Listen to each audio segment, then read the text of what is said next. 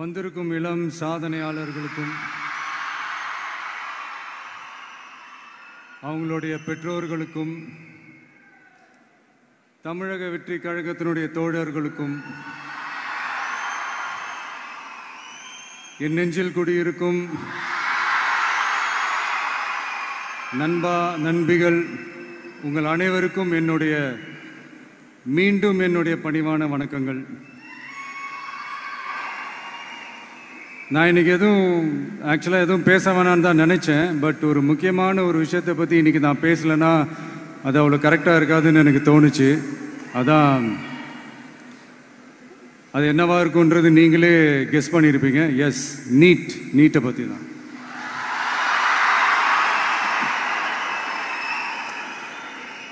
இந்த நீட்டுன்றது பார்த்தீங்கன்னா நம்ம தமிழ்நாட்டில் இருக்கிற மாணவ மாணவிகள், குறிப்பாக கிராமப்புறத்தில் இருக்கிற ஏழை எளிய பிற்படுத்தப்பட்ட, மிகவும் பிற்படுத்தப்பட்ட மற்றும் தாழ்த்தப்பட்ட வகுப்பினை சேர்ந்த இந்த மாணவ மாணவிகள் எல்லாருமே ரொம்பவும் பாதிக்கப்படுறாங்கன்றது தான் ஒரு சத்தியமான ஒரு உண்மை.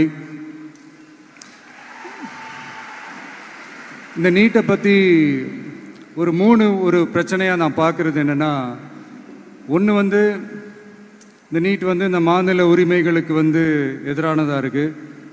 நீங்கள் 1975க்கு முன்னாலே பார்த்தீங்கன்னா இந்த கல்வி மாநில பட்டியலில் தான் இருந்துச்சு. உங்கள் எல்லாருக்குமே தெரிஞ்ச ஒரு விஷயந்தான். அதுக்கப்புறமா தான் அது ஒன்றிய அரசு வந்ததுக்கப்புறம் அது பொது பட்டியலில் அது சேர்த்தாங்க. எனக்கு தெரிஞ்சு அதுதான் ஒரு முதல் பிரச்சனையாக ஒன்று ஸ்டார்ட் ஆச்சு. ரெண்டாவது பார்த்தீங்கன்னா, ஒரே நாடு, ஒரே பாடத்திட்டங்கள், ஒரே தேர்வு. இது பேசிக்காகவே அந்த கல்வி கற்கும் அந்த நோக்கத்திற்கே ஒரு எதிரான ஒரு விஷயமா நான் அதை பார்க்குறேன். ஒவ்வொரு மாநிலத்துக்கு ஏற்ற மாதிரி அந்த பாடத்திட்டங்கள் இருக்கணும். இது நான் மாநில உரிமைகளுக்காக மட்டுமே இதை நான் கேட்கல. நீங்கள் பார்த்தீங்கன்னா அந்த கல்வி முறையில் பல்வேறு கண்ணோட்டங்கள், பல்வேறு பார்வைகள், டிஃப்ரெண்ட் பர்ஸ்பெக்டிவ்ஸ்னு ஒன்று சொல்லுவாங்க இல்லையா, அப்படி அதுக்கு ஒரு முக்கியத்துவம் கொடுக்குற ஒரு விஷயமா அது இருக்கணுன்றதான் என்னுடைய பார்வை. Diversity is a strength, it is not a weakness. பன்முகத்தன்மை அப்படிங்கிறது அது ஒரு பலமே தவிர பலவீனம்னு சொல்ல முடியாது. இதில் இன்னொரு முக்கியமான ஒரு விஷயம் என்னென்னா, மாநில மொழியில் படிச்சுட்டு, ஸ்டேட் சிலபஸில் படிச்சுட்டு, NCERT சிலபஸில் தேர்வு வச்சா அது எப்படிங்க? அதுவும் கிராமப்புறத்தில் இருக்கிற மாணவ மாணவிகள், அதுவும் அவங்களுடைய மருத்துவ படிப்புக்கு கொஞ்சம் யோசிச்சு பாருங்கள், இது எவ்வளோ ஒரு கடினமான ஒரு விஷயம்னு. மூணாவது நான் பார்க்குற ஒரு பிரச்சனை என்னென்னா, போன மே மாதம் 5ஆம் தேதி அந்த நீட் எக்ஸாம்லாம் நடந்துச்சு. அதில் சில குளறுபடிகள்லாம் நடந்ததாக நம்ம நிறைய அந்த செய்திகள்லாம் பார்த்தோம், படித்தோம் இல்லையா. அதுக்கப்புறமே என்ன ஆயிடுச்சுன்னு பார்த்தீங்கன்னா, அந்த நீட் தேர்வுக்கு மேலே இருக்கிற அந்த நம்பகத்தன்மையை மக்கள் மத்தியில் சுத்தமாக போயிடுச்சு. இனிமேல் நாடு முழுக்க அந்த நீட் தேர்வே தேவையில்லை அப்படிங்கிறத இந்த செய்திகள் மூலிமா நாம் எல்லாருமே புரிஞ்சுக்கிட்ட ஒரு விஷயம். சரி, இதுக்கு என்னதான் தீர்வு அப்படின்னா, நீட்டு விலக்கு தான் இதுக்கு உடனடி தீர்வு. நீட்டு ரத்து கோரி தமிழக சட்டமன்றம் கொண்டு வந்திருக்கிற அந்த தீர்மானத்தை நான் மனப்பூர்வமாக வரவேற்கிறேன்.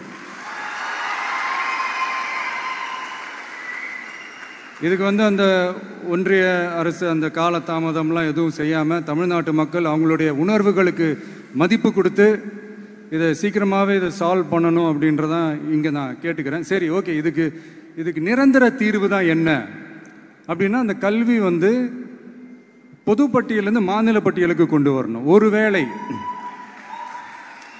அதில் ஏதாவது சிக்கல்கள் இருக்குது அப்படின்னா ஒரு இடைக்கால தீர்வாக இந்த இந்திய அரசியலமைப்பு சட்டத்தை திருத்தி ஒரு ஸ்பெஷல் கன்கரண்ட் லிஸ்ட், சிறப்பு பொது பட்டியல் அப்படின்னு ஒன்று உருவாக்கி அதில் கல்வி மற்றும் சுகாதாரத்தை அதில் சேர்க்கணும்.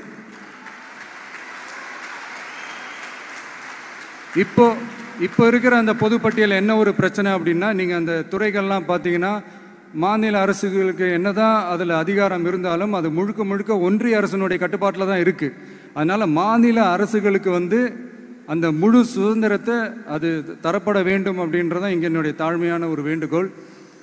ஒன்றிய அரசு அவங்களுடைய கட்டுப்பாட்டில் இருக்கிற ஒரு சில இந்த மெடிக்கல் காலேஜஸ்லாம் இருக்குல்ல, எய்ம்ஸ், ஜிப்மர், PGI இந்த மாதிரி நிறுவனங்களுக்கு வேணால் அவங்க அந்த நீட் எக்ஸாம் நடத்தணும்னா நடத்திக்கலாம். பட் இங்கே வந்து அந்த பிரச்சனை என்னன்னா, இது வந்து என்னுடைய ஒரு சஜஷன் தாங்க. இது நடக்குமா, உடனே நடக்காதுன்னு எனக்கு தெரியும். அப்படியே நடந்தாலும் அதை நடக்க விட மாட்டாங்கன்னு எனக்கு தெரியும். ஸோ அதனால் இந்த சந்தர்ப்பத்தில் என்னுடைய சஜஷனை வந்து உங்ககிட்ட அதை நான் பகிர்ந்துக்கணும்னு ஆசைப்பட்டேன். இதுதான் என்னுடைய தனிப்பட்ட ஒரு கருத்து நீட்டை பற்றி. ஸோ மற்றபடி வேறு ஒன்றும் இல்லை. வந்திருக்கிற என்னுடைய friends, learning is fun, education is celebration.